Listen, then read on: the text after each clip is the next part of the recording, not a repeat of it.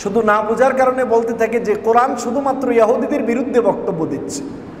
ইহুদিদের ব্যাপারে কোরআন বলছে একসময় ইহুদিরা অনেক ভালো ছিল, রাসূল আসার পর রাসূলের প্রতি বিদ্বেষবশত তারা ইসলামের বিপক্ষে অবস্থান নিয়ে থাকে, যার কারণে আল্লাহ রাব্বুল আলামিন কোরআনুল কারীমে ইহুদিদেরকে মুসলমানদের প্রথম নাম্বার দুশমন হিসেবে চিহ্নিত করেছেন। এই জন্য এই দুশমনী রাসূল সাল্লাল্লাহু আলাইহি সাল্লাম থাকা অবস্থা থেকে শুরু হয়েছে, বাকি আল্লাহ ভালো জানেন দাজ্জাল আসা পর্যন্ত চলতে থাকবে। আজকে আমরা তিলাওয়াত করেছি সূরা আল মায়েদা এর ৮০ নম্বর আয়াত থেকে ৮২ নম্বর আয়াত পর্যন্ত আজকে আমরা তিলাওয়াত করেছি। আজকের আয়াতের বিষয়বস্তু হচ্ছে মুসলমানদের বন্ধুত্বের ক্ষেত্রে কারা খুব কাছাকাছি, আর মুসলমানদের সাথে দুশমনির ক্ষেত্রে কারা খুব বেশি দুশমনি রাখে মুসলমানদের সাথে, তাদের ব্যাপারটাকে আমরা আজকে ক্লিয়ার করব। কোরআনুল কারীমে আল্লাহ রাব্বুল আলামিন এই বিষয়টা ক্লিয়ার করেছেন। এই জন্য চলুন আমরা তর্জমাগুলো করে নেই, পরে আমরা আয়াতের বিষয়বস্তুগুলো এক এক করে আপনাদের সামনে ক্লিয়ার করছি।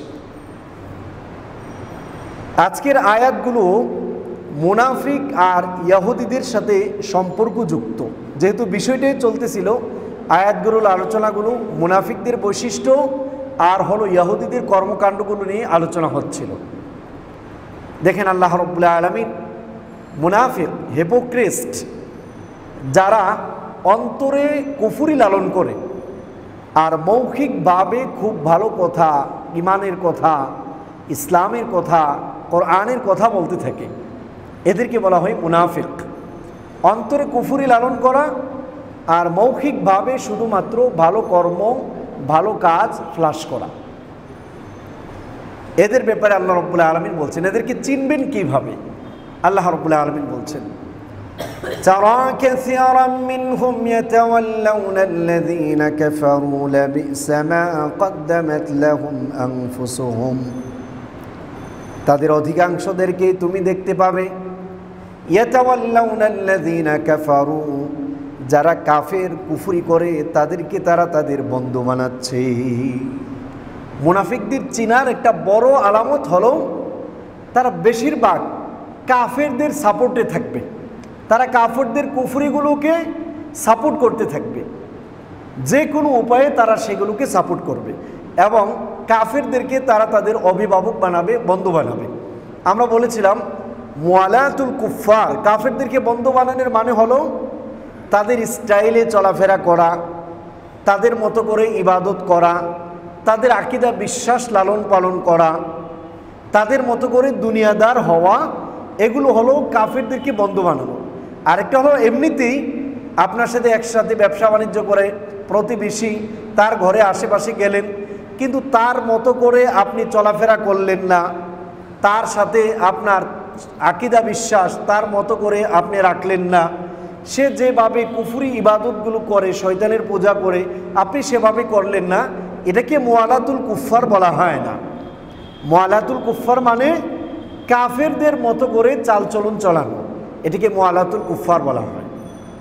এই জন্য আল্লাহ রাব্বুল আলামিন মুনাফিকদের ব্যাপারে বলছেন তারা কাসীরাম মিনহুম ইয়াতাওয়াল্লাউনা আল্লাযীনা কাফারু, আপনি তাদের অধিকাংশদেরকে দেখবেন তারা কাফেরদেরকে তাদের অভিভাবক বানায়, তাদের বন্ধু বানায়। লাবিসা মা কদ্দামাত লাহুম আনফুসুহুম, কতই না মন্দ তারা তাদের নিজেদের জন্য আখিরাতে যে সকল আমলগুলো প্রেরণ করলো। আনসাখিতাল্লাহু আলাইহিম, এক নাম্বার আল্লাহ রাব্বুল আলামিন তাদের উপর রাগান্বিত হয়েছেন। 2 নাম্বার ওয়াফিল আযাবি হুম খালিদুন, তারা থাকবে আল্লাহর আযাবে চিরকাল। দুনিয়ার লোভে পড়ে শুধুমাত্র দুনিয়াবে কিছু সুবিধা পাওয়ার জন্য ইসলামকে পরিত্যাগ করা আর কুফরিকে গ্রহণ করা, এর ফলাফল হলো এই যে আল্লাহ রাব্বুল আলামিন তাদের উপর রাগান্বিত হবেন আর আখিরাতে আল্লাহ রাব্বুল আলামিন তাদেরকে কঠিন আযাব দান করবেন। এই জন্য ইমানদার সে ব্যক্তি প্রকাশ্যে অপ্রকাশ্যে সর্ব অবস্থায় অন্তরে আল্লাহর বিশ্বাসী লালন পালন করবে। এরপর আল্লাহ রাব্বুল আলামিন তাদের ব্যাপারে বলছে যে তারা তো আবার নামাজও পড়ে, রোজাও করে, হজও করে, যাকাতও দেয়, অথবা ইসলামের কতগুলো কাজও করে, তারপরও তাদেরকে আল্লাহ রাব্বুল আলামিন কেন নিন্দা করছেন? তাদেরকে আল্লাহ কেন ঈমানদার বলছেন না? আল্লাহ নিজেই বলছেন, ওয়ালাউ কানু ইউমিনুনা বিল্লাহি ওয়ান নাবিয়্যি ওয়া মা উনজিলা ইলাইহি মাত্তাখাযুহুম আউলিয়া ওয়ালাকিন্না কাসীরাম মিনহুম ফাসিকুন। আল্লাহ রাব্বুল আলামিন বলেন, তারা যদি ঈমান আনয়ন করত আল্লাহর প্রতি আর তার নবীর প্রতি এবং কুরআনুল কারীমের প্রতি যদি তাদের ঈমান থাকতো, মাত্তাখাযুহুম আউলিয়া, তারা কোনোদিন কাফেরদেরকে তাদের বন্ধু বানাতো না। ঈমান নাই বিদায়ী তারা কাফেরদেরকে বন্ধু বানাচ্ছে। এই জন্য আজকে আমাদের সমাজে যেটা ঢুকে গিয়েছে যে ভোটের জন্য মূর্তির সামনে দাঁড়ানো, মূর্তি পূজা করা অনেকেই দেখা যাচ্ছে, ঠিক সেম ওই মুনাফিকদের মতোই। সেই জন্য ঈমানদার আর মুনাফিক এই ডিভাইডেশনটা হবে কারা আল্লাহকে বন্ধু বানায় আর কারা কাফেরকে বন্ধু বানায়। এই জন্য আল্লাহ রাব্বুল আলামিন বলছেন, তারা যদি প্রকৃতপক্ষে আল্লাহকে বিশ্বাস করত আর নবীকে বিশ্বাস করত এবং কোরআনকে যদি বিশ্বাস করত, তাহলে তারা কাফেরদেরকে তাদের বন্ধু বানানোর কথা ছিল না। ওয়ালাকিন্না কাসীরাম মিনহুম ফাসিকুন, কিন্তু তাদের বেশিরভাগ লোকগুলোই খারাপ।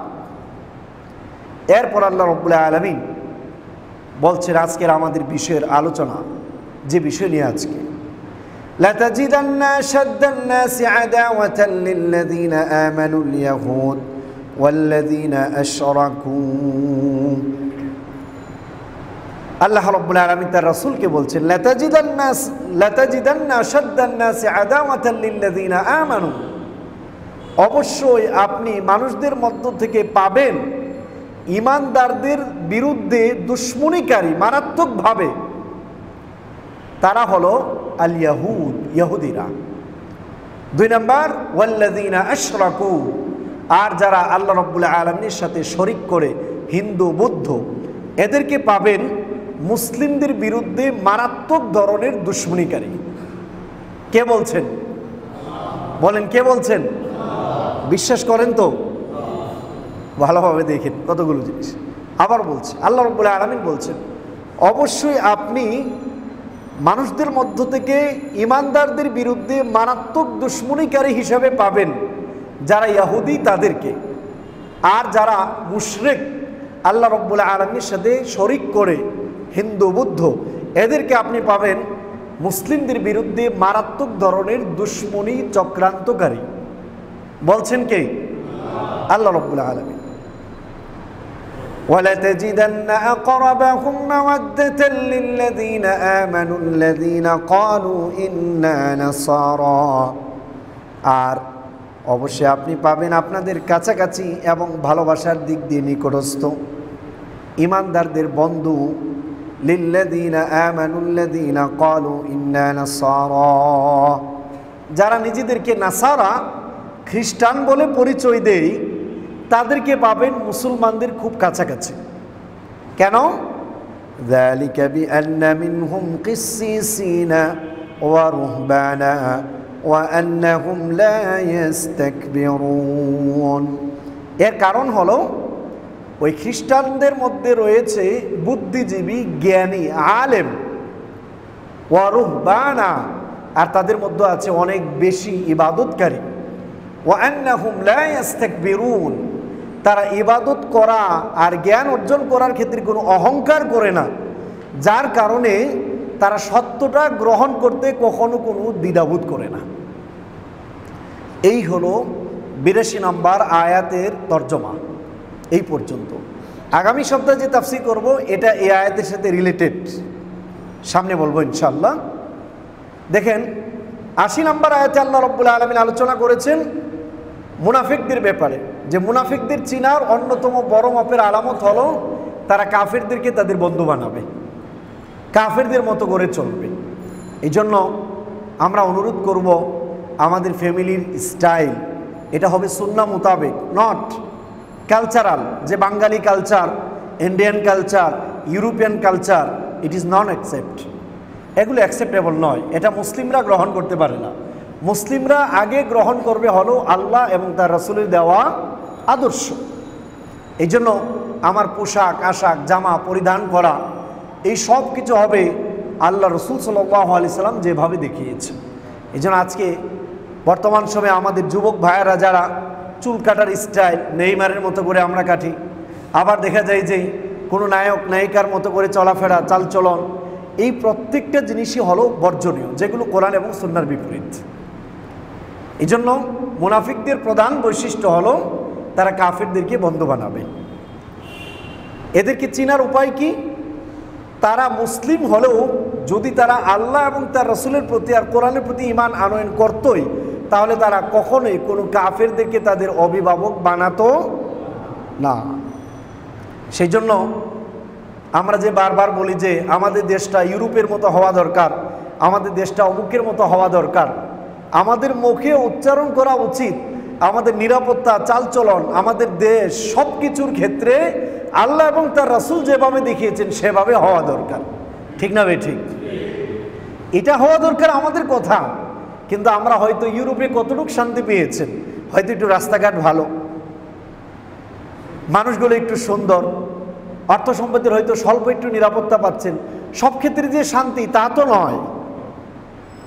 এই জন্য আমাদের কথা হবে আমাদের দেশটার জন্য আল্লাহ এবং তার রাসূল যেভাবে বলেছেন, কোরআন এবং সুন্নাহয় নিরাপত্তার কথা যেভাবে আল্লাহ দেখিয়েছেন, সেভাবে যেন আমাদের দেশটা সুন্দর হয়, এটা আমাদের বলা উচিত।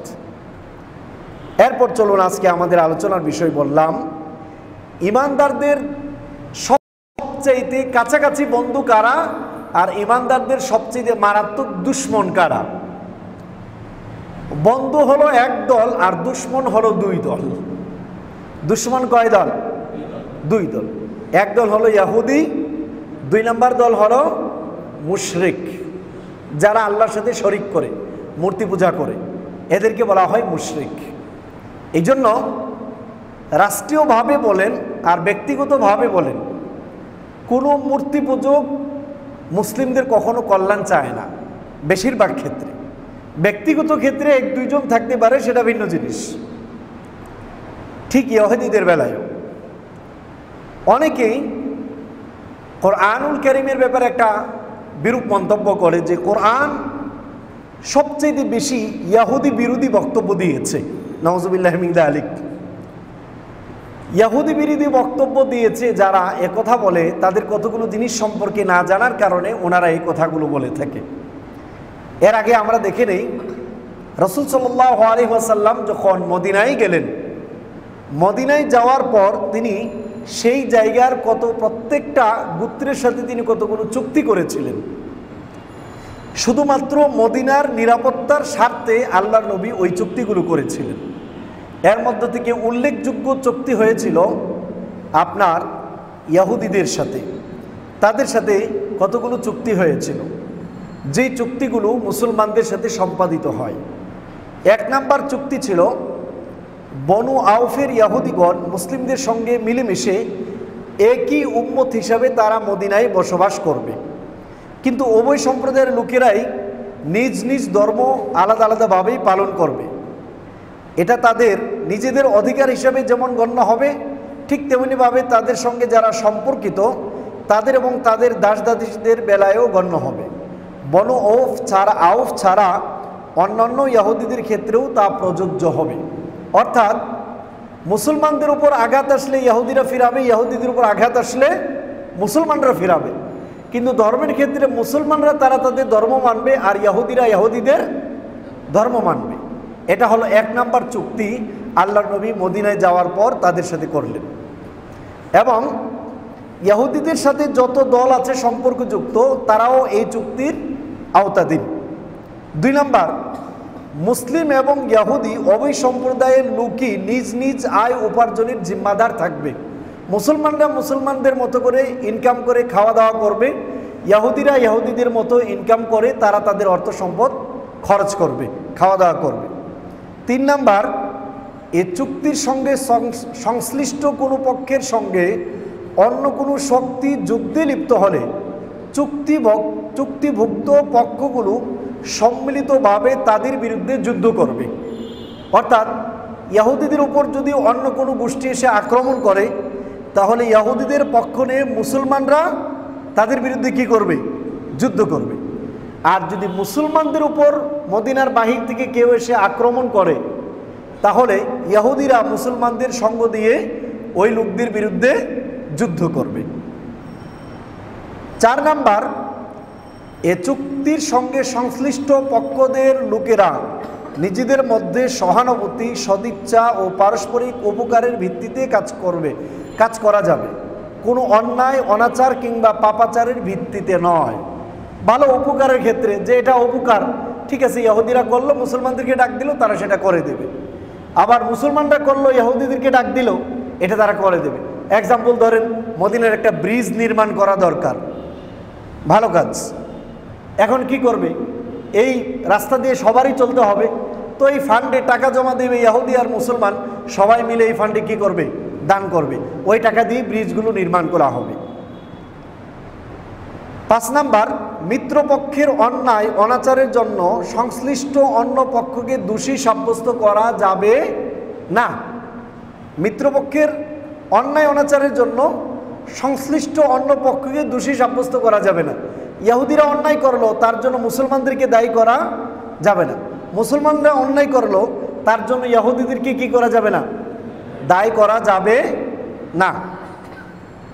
6 নাম্বার, কেউ কারো উপর জুলুম করলে মজলুমকে সাহায্য করা হবে। ইহুদিরা যদি মুসলমানদের উপর জুলুম করে, তাহলে মুসলমানদেরকে সাহায্য করা হবে। আবার মুসলমানরা যদি ইহুদিদের উপর জুলুম করে, তাহলে ইহুদিদেরকে সাহায্য করা হবে। 7 নাম্বার, চুক্তিবদ্ধ কোনো পক্ষ যুদ্ধে জড়িয়ে পড়লে যতদিন চলতে থাকবে ততদিন ইহুদিদেরকেও মুসলিমদের সঙ্গে যুদ্ধের খরচ বহন করতে হবে। উদাহরণ, ইহুদিরা যুদ্ধে লাগিয়ে গেল, এখন যুদ্ধের যে খরচ সেটা মুসলমানদেরও কি করতে হবে? যতদিন যুদ্ধ চলবে ততদিন দিতে হবে। আবার মুসলমানরা যুদ্ধে লেগে গেল, তো ইহুদিরাও তার খরচভার বহন করবে। 8 নাম্বার, এই চুক্তিভুক্ত সকলের জন্যই মদিনায় কোনো প্রকার হাঙ্গামা সৃষ্টি করা কিংবা রক্তপাত ঘটানো হারাম হবে, নিষিদ্ধ। এই চুক্তি সংশ্লিষ্ট যারা আছে তারা নিজেরা কখনো মারামারি করতে পারবে না। 9 নাম্বার, চুক্তিভুক্ত পক্ষগুলো কোনো নতুন সমস্যা কিংবা ঝগড়া ফাসাদে জড়িয়ে পড়ার উপক্রম হলে এর মীমাংসা করবেন আল্লাহ এবং তার রসুল। মানে রসুল সাল্লাল্লাহু আলাইহি সাল্লাম হলেন আসল বিচারক, এটা ফয়সালা করে দিবেন।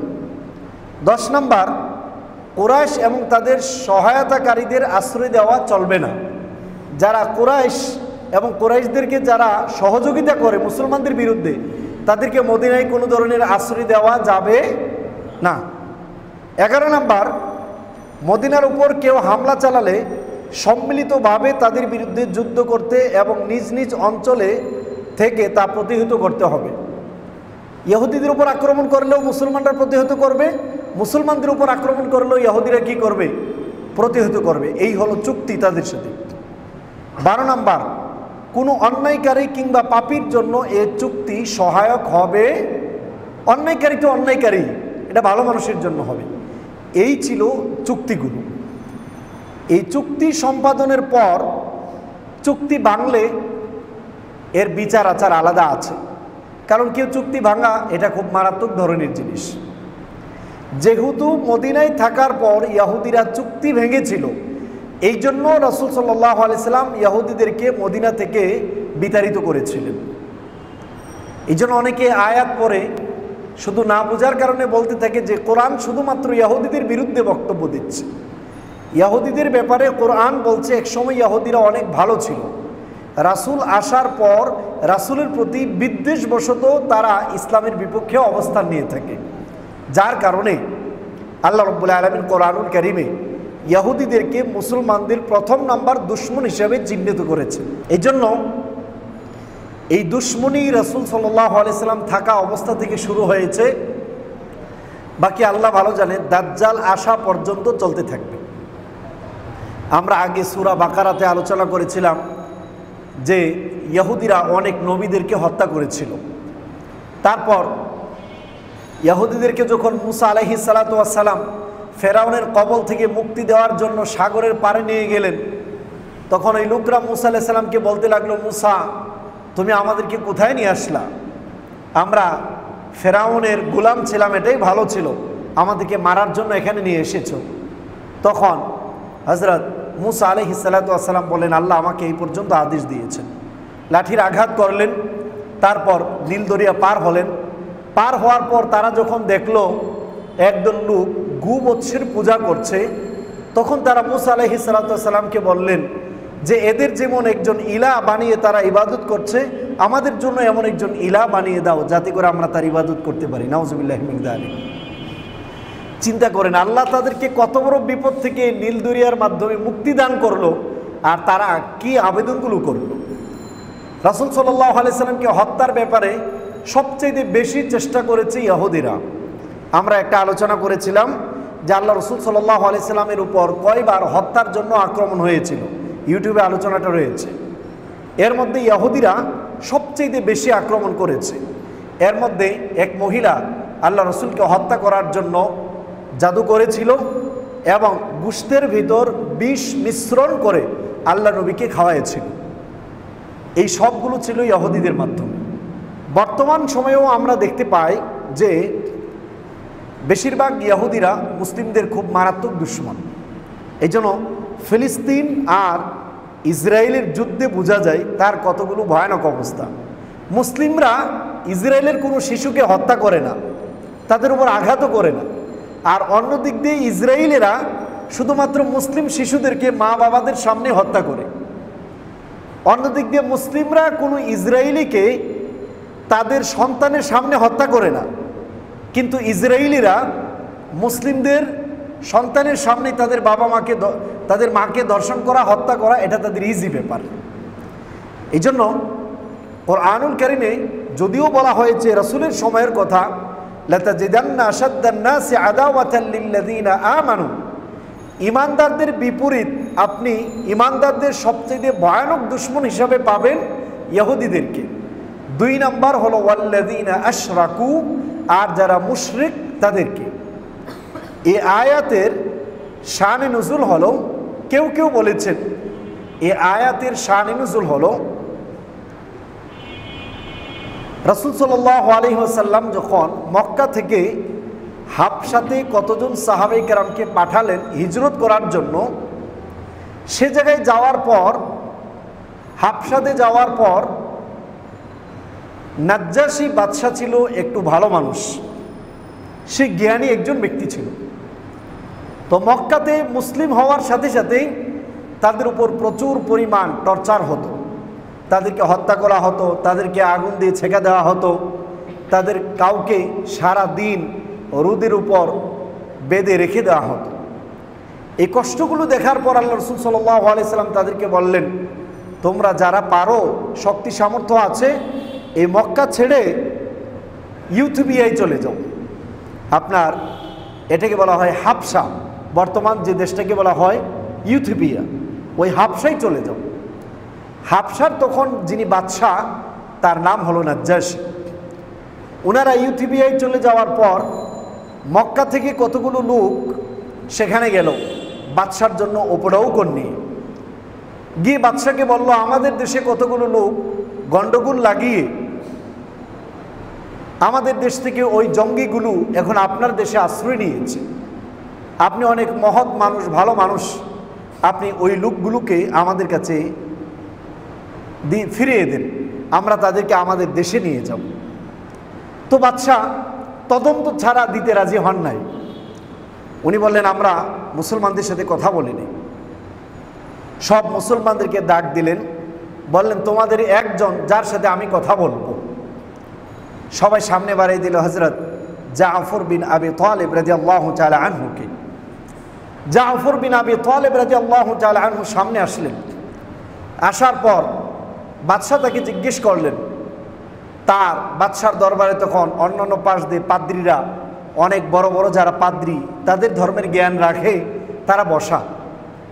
বাদশাহ জিজ্ঞেস করলেন, জাফর তোমরা এখানে কেন এসেছো? জাফর বিন আবি তালিব রাদিয়াল্লাহু তাআলা আনহু তখন বললেন, আমরা আগে মদ খেতাম, শুকরের গোশত খেতাম, আত্মীয়তার সম্পর্ক বিচ্ছিন্ন করতাম, যুগ যুগ ধরে এক গোষ্ঠী আরেক গোষ্ঠীর বিরুদ্ধে যুদ্ধ করতাম, আমরা মূর্তির পূজা করতাম। কিছুদিন পর হঠাৎ করে আমাদের ভেতর একজন নবী আসলেন, যার নাম হলো মুহাম্মদ। ইনি আমাদেরকে এসে বললেন, তোমরা তোমাদের আত্মীয়তার সম্পর্ক বজায় রাখো, যুদ্ধ করা বন্ধ করো, মূর্তি পূজা বন্ধ করো, তোমরা এক আল্লাহর ইবাদত করো, তোমরা হারাম খাওয়া বাদ দাও, হালাল খাও। এই কথাগুলো উনি আমাদেরকে বললেন আর জানালেন, আমরা যদি তার কথা মতো চলি আমরা জান্নাতে যাব, আর আমরা যদি তার কথা মতো না চলি তাহলে জাহান্নামে যাব। আমরা আমাদের পশুত্বকে কোরবান করে আমরা ইসলাম কবুল করলাম। আমরা ইসলাম কবুল করে এক আল্লাহর ইবাদত করা শুরু করলাম। আমরা মদ খাওয়া বাদ দিলাম, আত্মীয়তার সম্পর্ক ছিন্ন করা বাদ দিলাম, সম্পর্ক জোড়ার চেষ্টা করলাম। এই কাজগুলো আমরা করার সাথে সাথেই আমাদের সমাজের লোকরা আমাদের উপর চটে বসলো, আমাদেরকে আক্রমণ করলো। আমরা তাদের অত্যাচার সহ্য করতে না পেরে বাদশাহ মহোদয়, আমরা আপনার দেশে আশ্রয় নিয়েছি, কারণ আমরা জানি আপনি একজন নিরাপত্তা দানকারী, সেই জন্য আমরা আপনাদের এখানে আশ্রয় নিয়েছি। তখন ওই মজলিসে বাদশাহ তাদেরকে বলল, তোমাদের নবীর উপর আল্লাহর পক্ষ থেকে কি কিতাব নাজিল হয় তা আমাকে একটু তিলাওয়াত করে শোনাও। জাফর বিন আবি তালিব রাদিয়াল্লাহু তাআলা আনহু তখন কোরআনুল কারীমের সূরা সূরাতুল মারিয়াম তিলাওয়াত করা শুরু করলেন। যে সূরার ভেতর খ্রিস্টানরা যাকে আল্লাহ মনে করে, মানে আল্লাহর পুত্র মনে করে, হযরত ঈসা আলাইহিস সালাতু ওয়াস সালাম এবং হযরত ঈসা আলাইহিস সালাতু ওয়াস সালামের আম্মা মারিয়াম আলাইহাস সালাতু ওয়াস সালাম, এর ব্যাপারে রিয়েল ঘটনাগুলো তুলে ধরা হয়েছে। এই আয়াতগুলো তিলাওয়াত করার সাথে সাথেই বাদশার চোখ দিয়ে পানি ঝরে পড়তে লাগলো, পাদ্রীরাও কাঁদতে লাগলো। কারণ শিক্ষিত মানুষকে ভুল ধরালে ওই শিক্ষিত মানুষ তার ভুলটা শুধরানোর চেষ্টা করে, কিন্তু মূর্খ মানুষকে ভুল ধরালে সে শুধরাতে চাইবে না। তারা তো জানতো। এই আয়াতগুলো শোনার সাথে সাথেই আসলামু, ওই বাদশাহ এবং তার মজলিসের যারা ছিল সবাই ইসলাম কবুল করেছিল। এই জন্য আল্লাহ রাব্বুল আলামিন ওই হাবশার যে দল আছে তাদের ব্যাপারেই বলেছেন যে তারা নিজেদেরকে নাসারা বলে পরিচয় দেওয়ার পরেও তারা যখন সত্য জানতে পেরেছে তারা তখন ঈমান আনয়ন করেছে। এই জন্য মুসলমানরা তাদের কাছাকাছি পাবে ঈমানদার নাসারাদেরকে, যারা পরবর্তীতে ইসলাম গ্রহণ করেছে তাদেরকে। আর বর্তমান সময়ে আমরা দেখতে পাচ্ছি সারা ওয়ার্ল্ড ব্যাপী খ্রিস্টানরা ইসলাম বেশি গ্রহণ করছে, ইহুদিদের সংখ্যা খুবই কম, তুলনামূলক একেবারে কম। এই জন্য বাস্তবতার সাথে এটা মিলে যায়। এটা কেউ কেউ বলেছেন। আবার কেউ কেউ বলেছেন যে এই আয়াতের শানে নুজুল হলো এই রাসূল সাল্লাল্লাহু আলাইহি সাল্লাম যখন মদিনায় গেলেন, যে সকল নাসারারা খ্রিস্টানরা আগে খ্রিস্টান ছিল পরবর্তীতে ইসলাম কবুল করেছে তাদের ব্যাপারে আল্লাহ রাব্বুল আলামিন এই কথা বলেছেন। আর ইহুদিদের ব্যাপারে বলা হয়েছে তারা তো আগ থেকেই রাসূলের বিপরীত দুশমনি করেছে, যে তারা আল্লাহ রাসূলকে হত্যা করার চেষ্টা করেছে, তারপর মক্কা আর মদিনার মাঝখানে যুদ্ধ বাঁধানোর চেষ্টা করেছে। এমন কোনো চেষ্টা তারা বাদ দেন নাই। এই জন্য আল্লাহ রাব্বুল আলামিন এই আয়াতে বলেছেন যারা মুশরিক আর যারা ইহুদি তারা হলো মুসলমানদের সবচাইতে বড় দুশমন। তাহলে কোরআন আমাদের সামনে এই বিষয়টা ক্লিয়ার করেছে যে মুসলমানদের দুশমন কারা এটা নির্ধারিত করেছেন কে? আল্লাহ রাব্বুল আলামিন। এখন যদি আমি আর আপনি বলি যে না, কয় ইন্ডিয়ান হিন্দুরা তো অনেক ভালো মানুষ, ব্যক্তিগত আচরণ আমরা তার সাথে ভালোই করব, কিন্তু রাষ্ট্রীয়ভাবে যখন মুসলমানদের বিরুদ্ধে যুদ্ধ হবে তাদের দেওয়া ফর্মুলা, এই যে ব্যাপারগুলো, এর কোনোটাই তারা মুসলমানদের কল্যাণের জন্য দিতে যাবে, এটা বলেছেন কে? আল্লাহ রাব্বুল আলামিন। এই আয়াতগুলো আমাদের রাষ্ট্রপ্রধান, প্রেসিডেন্ট, স্বরাষ্ট্রমন্ত্রী, পররাষ্ট্রমন্ত্রী ওনাদের খুব বেশি করে পড়া থাকা দরকার। তাহলে যেটা হবে, চুক্তিগুলো করতে গেলে ওনারা একটু চিন্তা করবেন, কারণ এই বক্তব্যগুলো কার? আল্লাহ রাব্বুল আলামিন। এই জন্য কাফেরদের ধোঁকায় মুসলমানরা কখনো পড়বে না, যদি এই জিনিসগুলো জানা থাকে। এই জন্য এই আয়াতটা এই ব্যাপারগুলো ক্লিয়ার করেছেন। আবার কেউ কেউ বলেন যে কিয়ামত পর্যন্ত ইহুদিরা মুসলমানদের বড় দুশমন থাকবে, আর মুশরিকরা আর খ্রিস্টানরা তাদের কাছাকাছি থাকবে। কিন্তু ইমাম জাসসাস রাহিমাহুল্লাহ একথার প্রতিবাদ করেছেন। তিনি বলেছেন, ওয়ামিনাল জুহাল মান ইয়াজুন্নু আন্না ফি হাযিল আয়াতি মাদহান লিন-নাসারা ওয়া ইখবারান বিআন্নাহুম খায়রুন। এই আয়াতের ব্যাপারে অনেক মূর্খ মানুষগুলো ধারণা করে যে এখানে আল্লাহ রাব্বুল আলামিন খ্রিস্টানদের প্রশংসা করেছেন। এটা আসলে ওই খ্রিস্টান না, যে সকল খ্রিস্টানরা ঈমান গ্রহণ করেছে তাদের ব্যাপারে বলা হয়েছে। যারা ঈমানদার না তাদের ব্যাপারে বলা হয় নাই।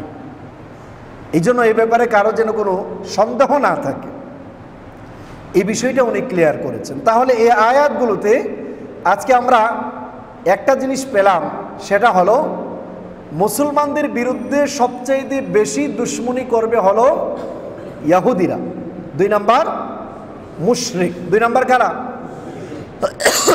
2 নাম্বার হলো মুশরিক।